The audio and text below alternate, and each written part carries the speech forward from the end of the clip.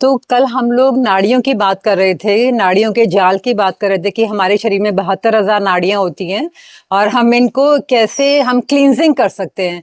तो हमारी साइंस कुछ इतना कॉम्प्लिकेटेड हो गई है कि हम लोगों को कुछ समझ ही नहीं आता कि बीमारी आ जाती है तो बीमारी से बाहर कैसे निकले।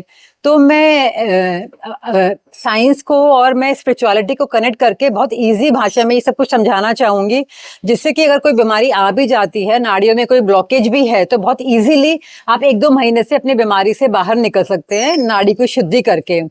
तो पहले मैं साइंस से कनेक्ट करते हुए बताती हूँ कि ये नाड़ियां क्या होती हैं और किस तरह से हमारी बॉडी में काम करती हैं, बहुत इजी लैंग्वेज में।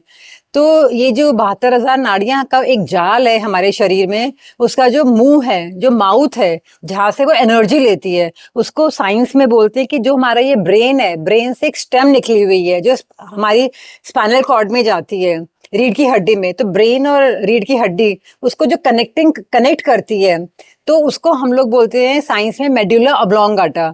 और इसको हम लोग बोलते हैं अपनी वैदिक साइंस में कि ये ही माउथ ऑफ गॉड है, जिसमें हमें ये एनर्जी हम लोग एब्जॉर्ब करते हैं।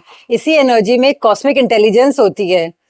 तो मैं इसको ऐसे कनेक्ट कर सकती हूँ कि आपने देखा होगा कि जितने भी पंडित होते हैं वो हमेशा एक चोटी रखते हैं। तो एग्जैक्टली जहां पर ये चोटी आती है वहीं पर हमारा ये मेडुला ऑब्लोंगाटा होता है। और मजे की बात तो ये है कि इसकी जो शेप है वो शिवलिंग की तरह है।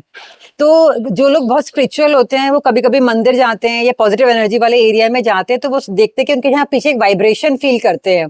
तो ये वही वाइब्रेशन है जो वो लोग फील करते हैं, तो कि मतलब बोलते हैं कि हमारे शरीर के अंदर भी शिवलिंग यहाँ पर होता है।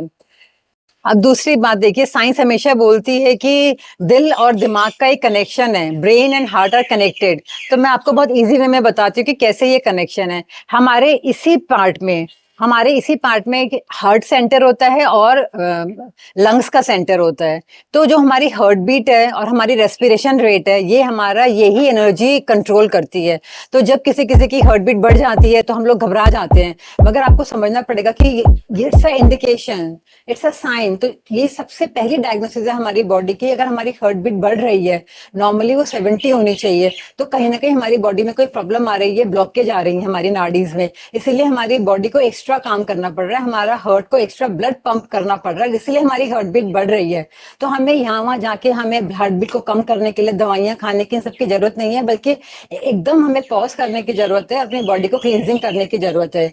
इसी तरह से हमारी जो ये रेस्पिरेशन रेट है, ये 16 to 17 पर मिनट होती है। तो अगर हमारी रेस्पिरेशन रेट बढ़ी हुई है तो इसका सीधा साधा मतलब होता है कि आपके लंग्स पे प्रेशर आ रहा है, आपकी बॉडी में ज्यादा CO2 है, और उसको क्लीन करने के लिए आपको